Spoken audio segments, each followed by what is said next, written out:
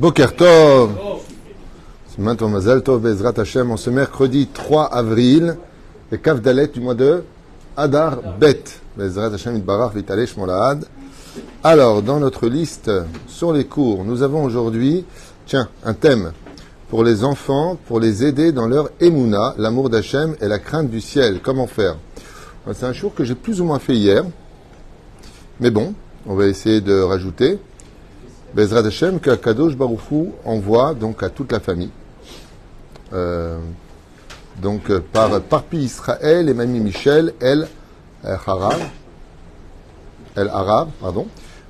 pour tous leurs enfants et les petits-enfants, que Kadosh Baruch Hu leur envoie une bonne santé, réussite, bonheur et toujours sur le chemin de la Torah et des mitzvot, et en particulier nos deux petits-enfants, Aaron et Arié, qui ont fait leur bar mitzvah, qui ont fait la mitzvah de donner leur cadeau de Purim. Donc, pour réjouir les autres enfants à Purim, et merci de les encourager. Vadaï que Kadosh Baruch Hu yivarech otam, pour l'éducation aussi, pour la Géoula, le Refouach Shlema et tous les blessés, les malades, le retour de tous les otages à la maison, ainsi que Shmirat Chayalenu ve'otam mikol tzara u'metzuka, une bonne santé pour Kol Am Israël. Voilà plus ou moins ce qui nous a été demandé. Donc tout a été dit. On commencera, Bezrat Hashem, ce shiur. Une fois de plus, en souhaitant un grand Mazel Tov à Dana et Nehemia, qu'on a eu le mérite de marier hier soir. Le sujet des enfants est un sujet extrêmement compliqué et extrêmement sensible. Car on ne peut souffrir réellement des gens qu'on aime. Quand on est face à une personne qu'on n'aime pas spécialement ou qu'on aime, mais sans plus que cela, une personne étrangère même à notre famille, on n'est pas mariés ensemble, il n'y a pas les liens du sang. Donc, il est beaucoup plus facile, avec un geste ou un retour de talon, de dire au revoir à une situation difficile ou désobligeante. Mais quand il s'agit de ta propre chair, ton frère, ta sœur, tes parents ou tes enfants, cela nous atteint au plus profond de nous, parce qu'une partie de nous vit en lui. Et c'est comme si qu'on nous disait, ton bras est malade.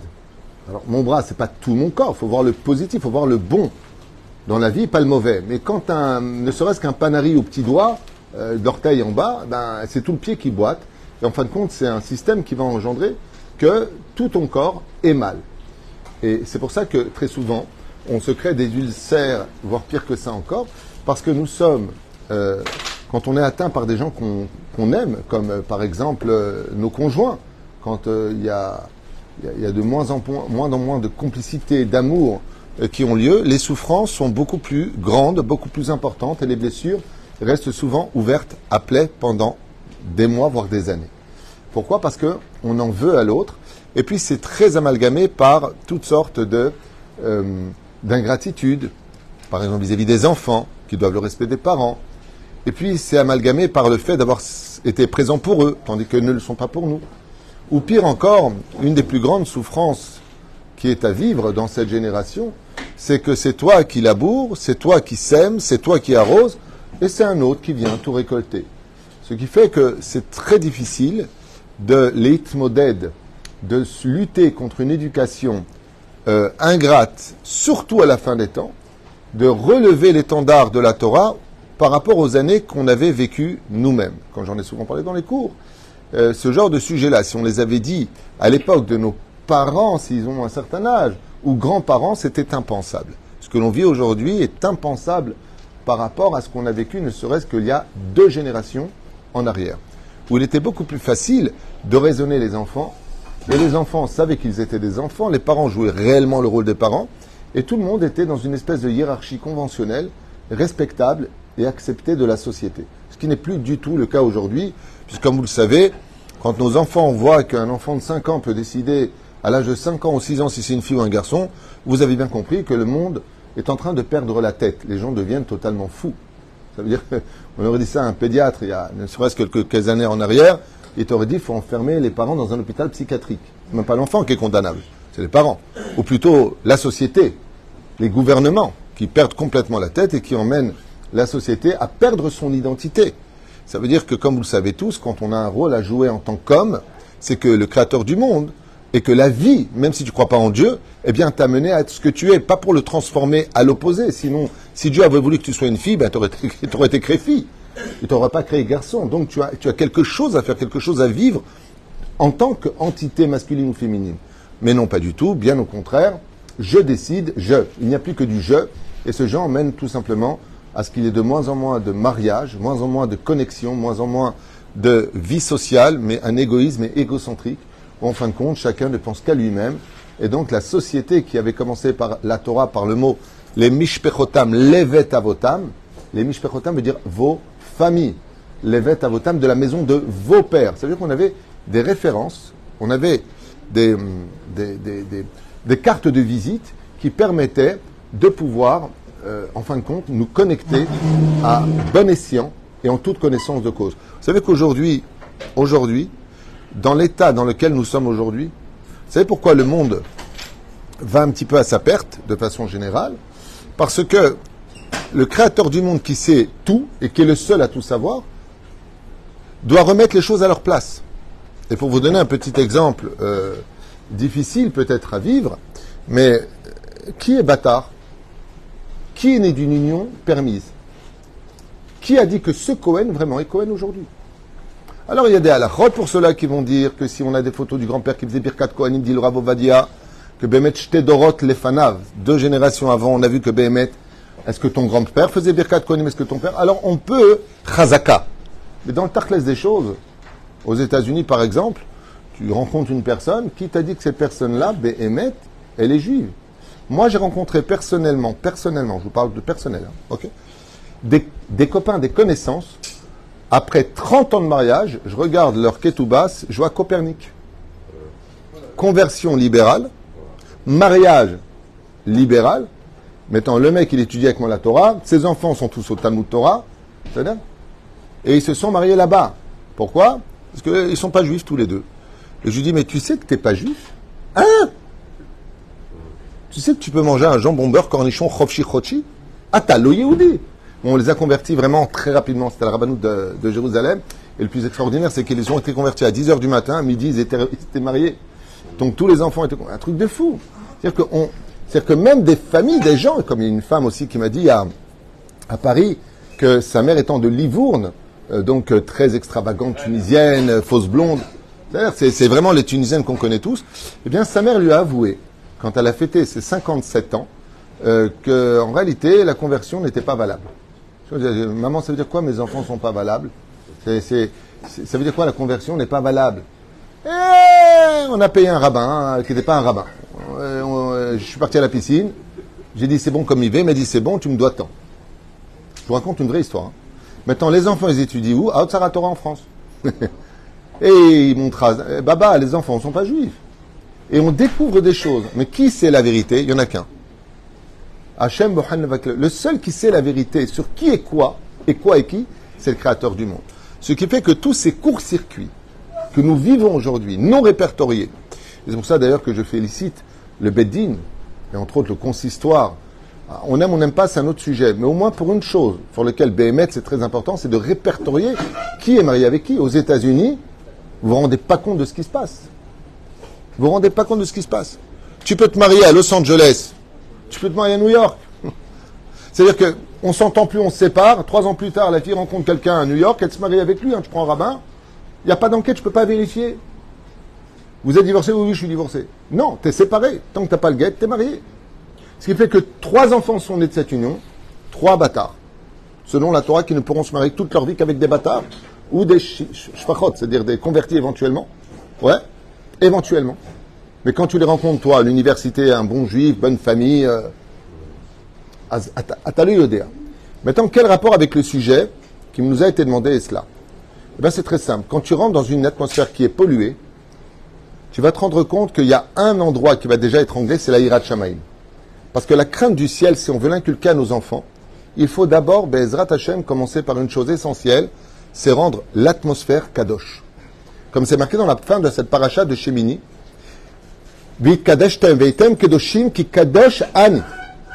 rendez-vous purs, car vous devez être purs parce que je suis pur.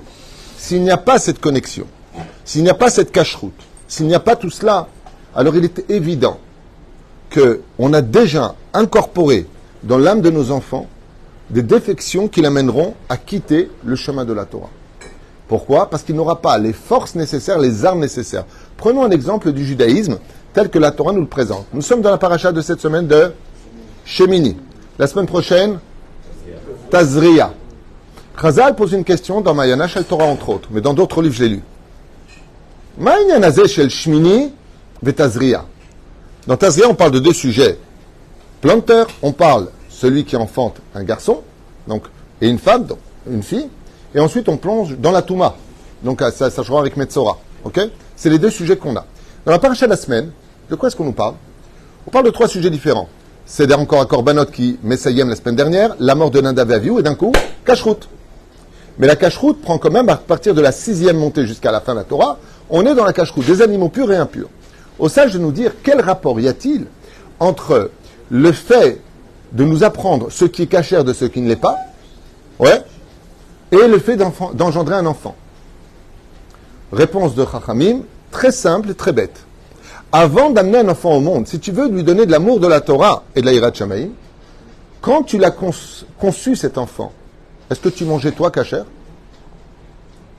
Parce que ce que tu manges, ton enfant le mange. Quand tu fumes, demande à vos médecins. L'enfant fume. Quand tu te mets en colère, l'enfant n'a pas venu enceinte, hein, on dit qu'une femme enceinte a toujours raison, parce que l'enfant n'a pas envie de venir dans un monde d'idolâtrie, car la colère est considérée comme de l'idolâtrie. Ce qui fait que tu ne peux pas demander, comme avait dit d'ailleurs une fois le Chafetz Chaim, on lui a dit, Meizegil mechanchim et ayeladim. Il lui a dit, Miyom shenolatta. Chafetz Chaim, on a posé la question, tu as eu ça, Nachon? À partir de quand j'éduque mon enfant? Il lui dit, du jour où toi-même tu es né. Pourquoi? Parce que les chromosomes, parce que les cellules qui sont en toi vont être transmises en héritage à ton enfant. Ce qui fait, c'est que si tu es de bonnes vertus, et on le voit par exemple dans le Sandak. Pourquoi il faut prendre un Sandak qui est surtout Yerei Shamaim, qui a de bonnes midotes? Pourquoi c'est tellement important? Parce que c'est une... il y a un jeu de mots qui est fait, hein, sans entrer dans les détails. Alors ça me rappelle la blague d'un rave qui a raconté... c'est un Breslev, il dit, moi j'ai pas peur d'aller au Gehinam. Il dit, pourquoi? Il dit, parce que là-bas, Rabbeinu, il a dit, si tu vas au Gehinam, il te tirera par tes péotes. Alors un nettoyant, il lui a dit, moi je m'en fous d'aller au Gehinam. Il dit, pourquoi? Il dit, parce qu'Avram Avinu, à la Shalom, il voit celui qui a la Brit Mila, il le sort de là-bas. Alors le Breslev, il a rien compris, il lui a dit, moi je préfère les péotes. Hein.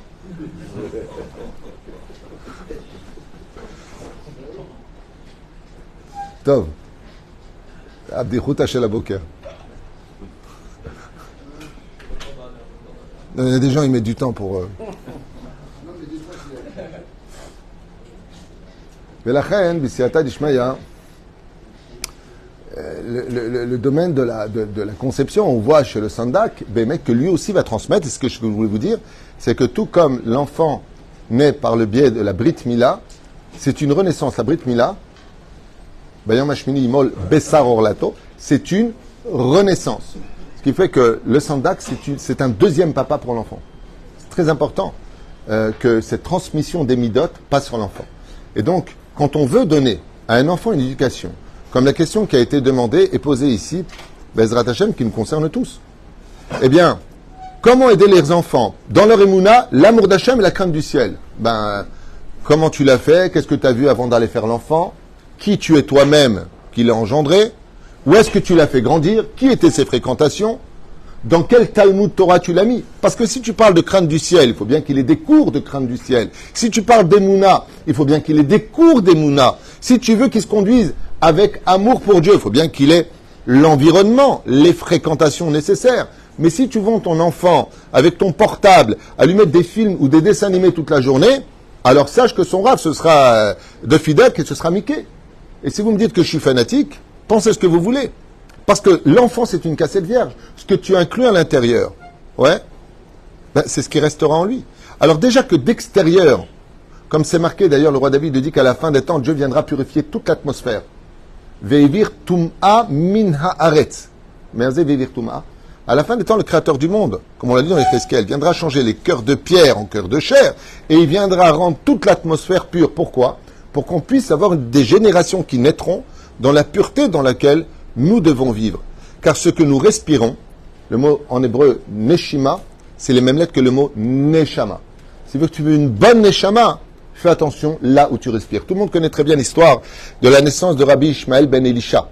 Alors Rabbi Ishmael ben Elisha, comme d'ailleurs Rabbi lui-même et d'autres, ont été des grands Torah parce que la Gemara a besoin de prendre du temps et nous écrire ligne après ligne comment est-ce qu'ils ont été conçus. Par exemple, la mère de Rabbi Ishmael ben Elisha sortait du mikvé et elle est tombée sur un chien. Le chien est un animal impur. Comme vous le savez, tout celui qui fait grandir un chien à la maison est comme celui qui fait grandir un porc à la maison, dit le Talmud. D'accord ? Donc elle a vu, qu'est-ce qu'elle a dit ? Mes yeux ont absorber une impureté, même si j'aime personnellement, j'aime bien les chiens, j'ai pas de problème avec ça. Aval, c'est un animal impur, ok? Aussi impur que le porc, dit la Gemara. Ok? Ben, qu'est-ce qu'elle a fait? Elle a dit mince, elle est retournée. Elle sort avant un chat, elle est retournée. Elle sort avant un hamor, elle est retournée. Ensuite, elle voit un Ishmaéli et elle retourne. Qu'est-ce qu'elle fait la cinquième fois? Elle a fait trompette. Hein. Elle a fait trompette. Ouais. Elle sort, elle met sa capuche totalement devant elle et ne regarde que là où vont ses pieds. Du mikvé, elle a rejoint son époux. Qui est né? Qui est né? Le Kohen Gadol, qui marquera presque le plus l'histoire entre Aaron, Shimon HaTzadik et Rabbi Ishmael ben Elisha, duquel Dieu, comment il l'appelle? Mon fils, béni. C'est la fameuse chanson qu'on chante le Shabbat. D'accord? Oi béni. Comment Dieu appelait cet homme-là? Béni. Mon fils. Donc quoi, qu'il y en a un qui a les boules depuis 2000 ans, non, c'est moi, non, c'est moi. C'est-à-dire, il appelait béni, mon fils. C'est-à-dire que les Kohanim et les Juifs appellent Dieu mon père. C'est-à-dire, Avinu Malkenu. Et la reine, qui est au misé, on voit que si on veut, c'est la question comment les aider. Bah, c'est pas compliqué. Comment tu les as fait donnera déjà la direction vers la cible qu'ils pourront atteindre. Le Madavardomé, quand tu prends une flèche et un arc, si tu veux que ta flèche atteigne la cible, ça va dépendre de qui? De l'arc, de la flèche ou du tireur? Du tireur, vous avez tout compris. Ça va dépendre du tireur. Péroucha d'abord que qui sont les parents? Vous aurez les enfants. Si Bezrat Hashem, les parents, ils ont beaucoup de Hirat Shamaim, alors comme on l'a lu hier au nom de Rabbi Haim Ben Attar, qu'est-ce qu'il dit Rabbi Haim Ben Attar? Veit Kadeshtem, Nachon, Veit Kadeshtem, vous vous rendrez pur, alors vous serez pur. Ben, si on s'est rendu pur, on est pur. Non, Rabbi Haim Ben Attar, il dit, si tu cherches à te rendre pur, je te rendrai pur. Si tu veux être tamé, je te rendrai tamé. Mais tu ne peux pas demander, comprenez-le bien, on ne peut pas demander à quelqu'un, je voudrais des enfants qui soient dans la Torah, mais moi j'y suis pas. Ou je voudrais quelqu'un qui est dans la Torah, hein, mais je ne lui donne pas les forces, les éléments nécessaires pour y arriver. Si tu veux que le combat soit équitable, étant donné que dans une éducation, comme vous le savez tous, jusqu'à 0 et 13 ans et un jour. Shimon, qu'est-ce qu'est l'enfant dans la Gemara? De 0 jusqu'à 13 ans et un jour. Qu'est-ce qu'est l'enfant? Au niveau du Yetzer Hara. Ok? Il ne le connaît pas. Il est combien de pourcents Yetzer Hara? 100% Yetzer Hara. Enbo Yetzer Tov. Comme ça dit le Talmud. Miyom Lonato ve'ad Yom Bar Mitzvah. Il est lui-même le Yetzer Hara. C'est pour ça qu'il est innocenté. Pourquoi on ne juge pas? Parce que Yetzer Hara la pétarovet. Dès que sort l'enfant du ventre de sa mère, il est kulo Yetzer Hara. Mais peu importe. Non, c'est pas important. Ça veut dire quoi? Il est dans l'innocence. C'est pour ça qu'on ne juge pas.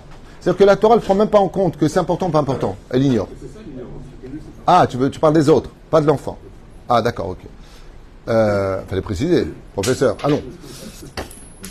Mais la reine, il est coulé Yetzer Hara. À partir de quand il devient Yetzer Tov, rentre en lui, 13 ans, genre le jour de sa bar mitzvah. Après on dit Mazal Tov, sauf, rentre le Yetzer Tov. Donc moi, je vais faire un calcul mathématique avec vous. Si mon enfant est 100% Yetzer Hara de 0 à 13 ans et un jour, pour lui donner le libre arbitre, qu'il ait le choix de choisir sa vie, ouais, combien devrais-je rentrer de Yetzer Tov? Autant, c'est-à-dire 100% de Yetzer Tov. Le rabbi, lui, il a été plus loin que ça. Le rabbi Lubavitch, lui, il dit carrément, le Yetzer Hara, il est tellement fort, parce qu'il a pris de l'avance, il a pris 13 ans et un jour, c'est pas mal, d'avance. Tu as fait une course avec quelqu'un qui prend 13 mètres devant toi, il faut le rattraper. Ouais. Il dit, il faut jusqu'à 20 ans que de 100% Torah. Ça, c'est le rabbi. Après 20 ans, tu peux apprendre un métier. Après 20 ans, tu peux sortir. Ce qui fait que si tu veux qu'un enfant, Bémet, il soit rempli d'amour et de crainte du ciel, bah, il faut lui donner l'équité, c'est-à-dire la mesure exacte de son Yetzer Hara. Si tu as 100% de Yetzer Hara, tu dois éduquer ton enfant à 100% Yetzera Tov. Et ne pas faire comme tous ces ignorants des mathématiques qui te disent faut pas être fanatique, mon fils il fait ce qu'il veut, il choisira son chemin plus tard. Mais pas du tout.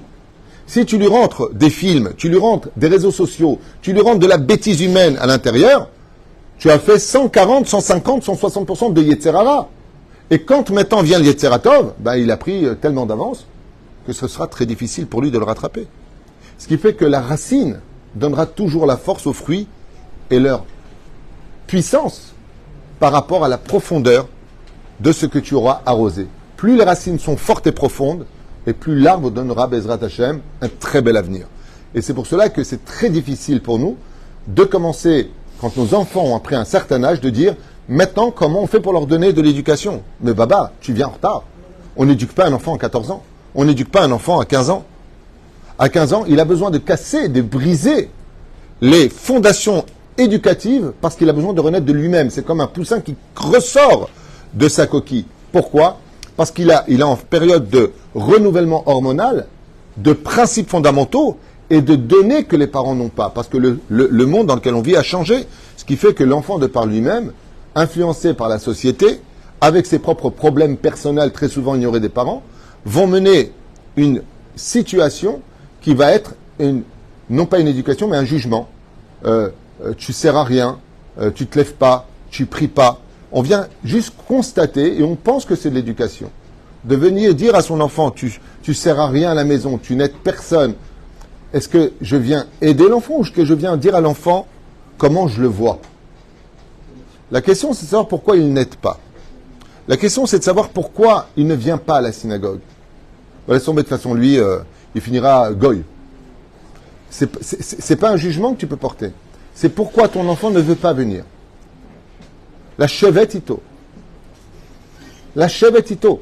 Comprendre quel est le problème de l'enfant par rapport à ce qu'il vit. Mais c'est sûr que si tu regardes des James Bond toute la journée et que tu passes ton temps à discuter de choses vaines, d'aller à la synagogue, entendre l'Idgadal, Vitkadash et Meraba, c'est mignon, quoi. Donc on va lui donner quand même des bonbons. Mais à 11 ans, on ne va pas lui donner des bonbons. Ce qui fait qu'il faut habituer nos enfants de façon presque marginale au début. Torkede chez l'olishma, balishma. Au début, c'est pas les Shem Shamaï, mais ça finira par l'être, de l'emmener à la Torah. Et moi j'ai connu des enfants de Rabbanim qui ont été emmenés au Talmud Torah, à la Yeshiva, et après ils en ont eu marre. Pourquoi ? Les rabbins, ils étaient un peu trop durs avec eux. Mais Bassof, ils réétudient le Talmud, Masechet Brachot, ils reviennent à la Torah, ils viennent à la prière le matin. Baruch Hashem, quand les racines sont bonnes, alors tout va bien. Deuxième volet de ce cours. À Emet, tout ce qu'on vient de dire est valable pour toutes les générations, sauf la dernière génération. La dernière génération, donc la nôtre, Be'ekveta de Meshicha.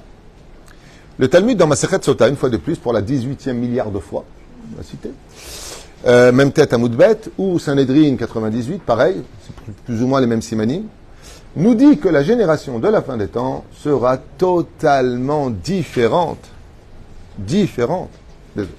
À un tel point que, comme je le dis aujourd'hui ouvertement, et je n'ai pas honte de le répéter, quand vous faites un shidur, avant de regarder si la personne, elle est Shomer Mitzvot, Shomer Shabbat, Shomer Taras, d'abord vérifiez que la personne soit normale. Et ne prenez pas ça pour un acquis, je vous le dis, ça devient de plus en plus rare.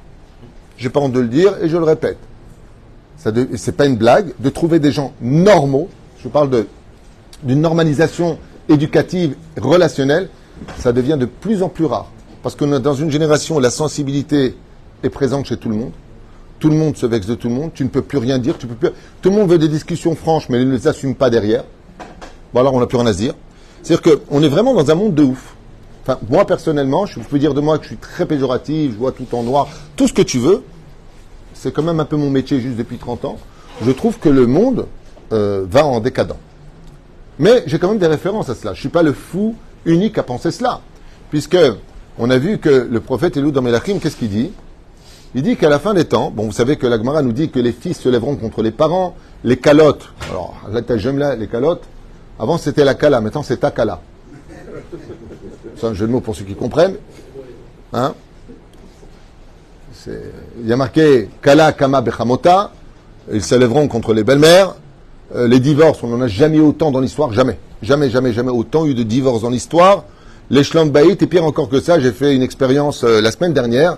Encore, j'aime bien comme ça expérimenter mes études. J'ai demandé à 10 personnes la semaine dernière, es-tu vraiment heureux? Ouais, non mais est-ce que tu es heureux? Non. Tchouvaï, l'eau. Tchouva dans le Tarkles, l'eau. Il y en a un qui me regarde de loin et qui me dit si, moi oui, mais il a oublié que rien qu'hier, il m'a dit j'en peux plus. Donc, pour vous dire combien les gens ne sont même plus objectifs. Hein? C'est écologique. Tu me regardes, tu me fais oui. Hier, tu m'as envoyé un message, je me dis oh, poplo. Zelonachon. Vous savez pourquoi c'est impossible d'abord d'être heureux? Pour un premier principe, tant qu'il n'y aura pas de Beth Amikdash, il n'y aura pas de Az Yemale Sichok Pinu. Donc le bonheur n'existera pas tant qu'il n'y aura pas de Beth Amikdash. Et puis de dire qu'on est complètement heureux vu ce qu'on est en train de vivre aujourd'hui, ce serait un peu indécent. C'est-à-dire, Abal, quoi qu'il advienne, cette génération-là, eh bien, appartient à quelque chose que j'aimerais vous expliquer, venu de mes études. De plus en plus dans les familles, il y a des problèmes. De plus en plus. Avant, j'avais 100% de Shlom Bayit. Maintenant, j'ai 50% Shlom Bayit. Et de plus en plus de familles qui viennent. Donc, on a besoin de plus de chaises dans le bureau. Hier encore. De plus en plus, les gens ne se parlent plus. Ils ne se visitent plus. Mais c'est impressionnant. Ce que je vous dis, c'est impressionnant. Que ce soit de Sarcelles à Marseille, que ce soit de Ashdod à Natania, Jérusalem, il y a de plus en plus de chacun chez soi, et puis c'est tout. Il y a de moins en moins d'empathie, de peine. Et voilà que la Torah nous apprend que Béhémet à la fin des temps, et on va essayer de comprendre pourquoi, il est marqué Lev avot albanim, velev banim alavotam. Qui va être celui qui sera capable de rapporter le cœur des enfants aux ceux du père, et ceux du père à ceux des enfants? Alors il y a plusieurs explications à cela. Qui sont les pères Abraham, Yitzhak et Yaakov? Qui sont les pères Akadosh, Baruch Hu? Aval dans le pshat, au niveau du premier niveau de compréhension, Bémet, le rôle des lieux Navi Zachor Letov, ce sera de rapporter les familles à la paix. Donc ne vous inquiétez pas, si vous n'y arrivez pas, c'est que ce n'est pas votre rôle.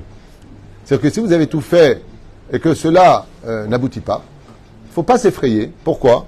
Parce que ce sera le rôle du prophète Eliyahu Navi Zachor Letov qui ramènera le cœur des enfants à ceux du père. Mais avant ça, Yecheskel, il dit, il changera leur cœur de pierre en cœur de chair. Ce qui fait que Béhémet, on va se rendre compte qu'à la fin des temps, il y aura de plus en plus de difficultés. Alors, qu'est-ce qu'on fait? La première des règles, c'est un travail qui est très dur. Tout à l'heure, on a cité Blaise Pascal, qui était un grand philosophe, et qui avait dit, le cœur a ses raisons que la raison ignore, ou veut ignorer, je ne sais pas comment on le dit exactement, enfin, il y a plusieurs versions. Que ne connaît pas. Moi, je préfère ignore. Moi, j'aime bien le mot ignore. Tunisien, on n'aime pas qui ne connaît pas. On aime ignore. Et ce qui est très intéressant, c'est que les amalgames des sentiments reliés à la raison vont créer un fossé dans nos relations. Ça veut dire qu'on va être émotif, colérique, et malheureusement, ça risque de casser beaucoup de choses. Ce qui fait que pour pouvoir réussir aujourd'hui une éducation, la première des choses, c'est prendre beaucoup de recul. Beaucoup de recul. Parce que comme on est proche, on se sent responsable de l'éducation de nos enfants. On se sent responsable de ne pas les amener au monde futur. Et puis, le pire, c'est qu'on a perdu le contrôle. C'est-à-dire, on ne sait pas par où tenir l'éducation de nos enfants. Quand ton enfant de 10 ans et te dit « je fais ce que je veux », vas-y, frappe-moi. Qui te claque la porte au nez, qu'est-ce que tu vas faire? Tu vas l'assassiner, tu vas le tuer, tu vas faire quoi? Tu peux rien faire. Et si tu as le malheur, en plus de ça, de vouloir l'éduquer comme à l'époque où on s'en prenait une de nos parents, tu as les services sociaux le lendemain, la police, le FBI, le KGB, la CIA, tu as fait un meurtre. Tu n'as même pas le droit. Il y a une enfant là, qui s'est plaint à la maîtresse, sa maman lui crie trop dessus, elle est traumatisée, elle a juste dit ça. Ils ont reçu la revacha, la police vient de faire une enquête. Oui, j'ai cru sur mon enfant, oui, où est le problème? Vous avez vu comment il m'a parlé? Vous voulez quoi, que je vous donne des comptes? Ça devient difficile de vouloir engendrer des enfants de cette génération parce qu'on ne te laisse même pas les éduquer. Attention, on ne parle pas de sauvagerie, de frapper ses enfants, c'est assourd. Attention. On parle d'une éducation normale. Avaloat que d'écart que tu ne peux pas les éduquer. Ton enfant, il te fait une crise dans la boutique, il veut un cadeau. Il se jette par terre, tu le lèves, et attention comment vous l'avez levé. Oh. Chez nous, on se prenait une bonne torgnole et on disait merci papa et maman. Et on était beaucoup mieux éduqués que cette génération, et je crois que c'est même pas comparable. Shamaim va arrêter. La reine Bisiata d'Ishmaïa, sans les larmes, versé, sans l'exemple à donner, sans le chesed, l'harmonie et le shalom dans la maison, le shalom bait aux yeux des enfants, il est évident que ça déséquilibrera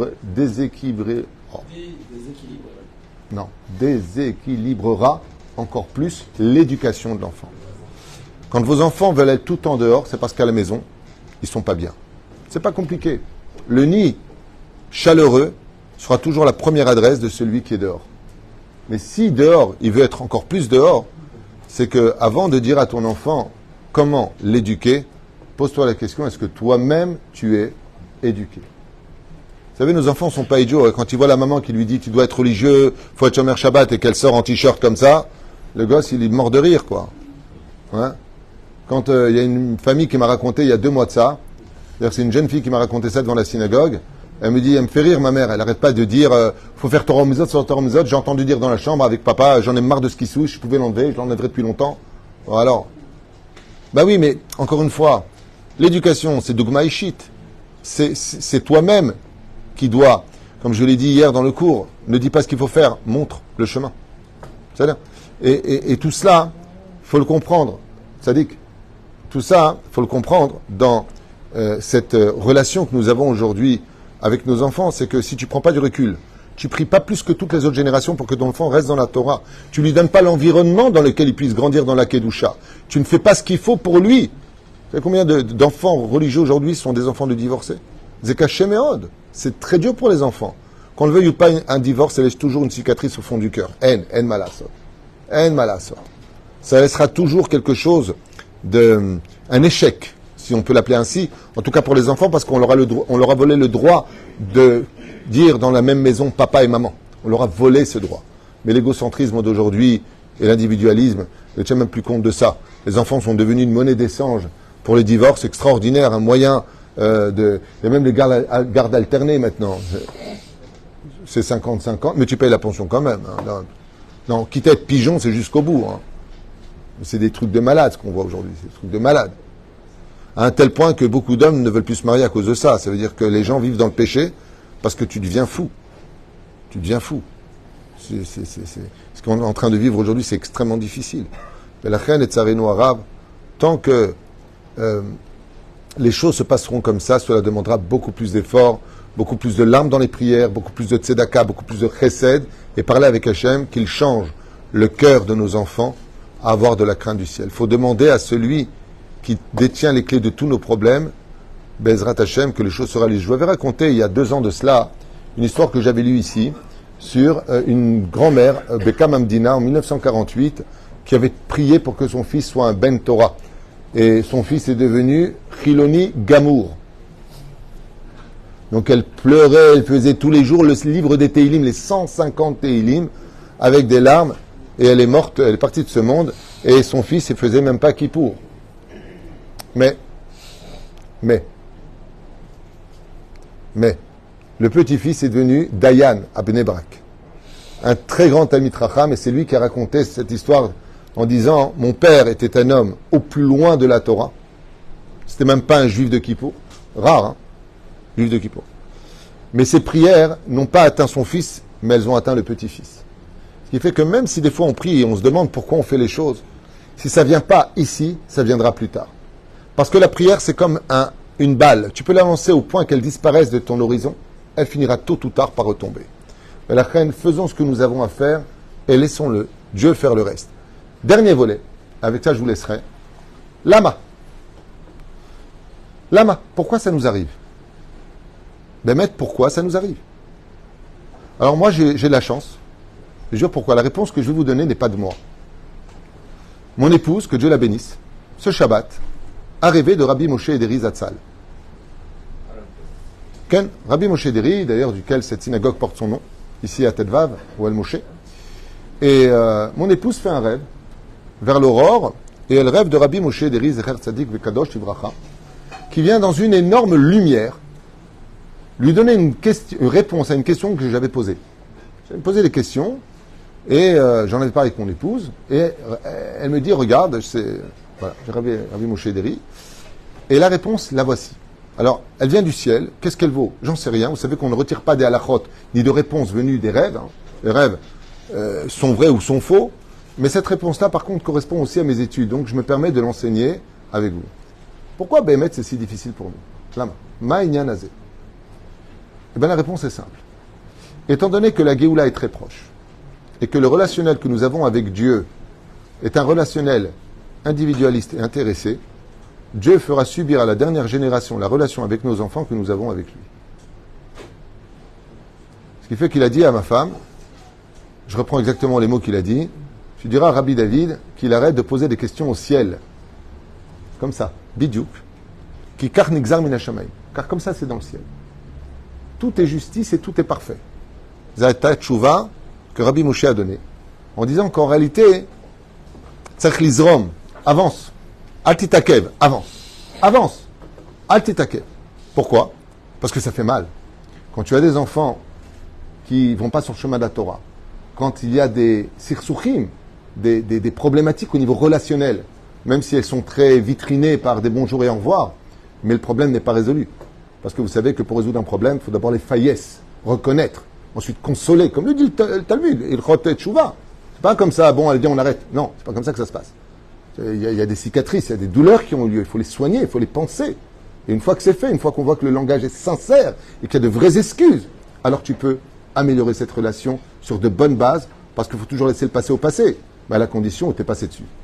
De la reine qui est Bezrat Hashem Itbarach, il y a des comptes qui sont réglés, et pour vivre la Géoula, le Créateur du monde nous fera un tout petit clin d'œil en disant, moi ça fait juste de 2000 ans, que je subis vos, je te parle pas, bon j'ai la Brit Mila, il lit trop bien la Torah mon fils.